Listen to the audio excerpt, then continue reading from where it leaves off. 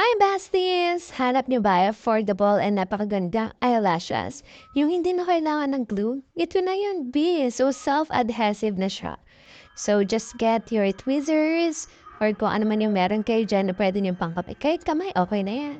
So, ito naman. So, nakikita niyo dyan, kinakabit ko na yan. So, hassle-free para sa isang katulad ko na hindi talaga marunong mag-makeup. Yung kahit eyelashes and lipstick lang for the go na. Di ka maggaganyan for today's video. So, ganda-gandahan si ate ko for today. And ayan na nga, so very easy to apply.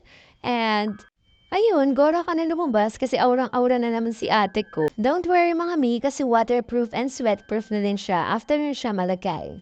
At kung nagustuhan nyo ito, just click the link below. Thank you very much!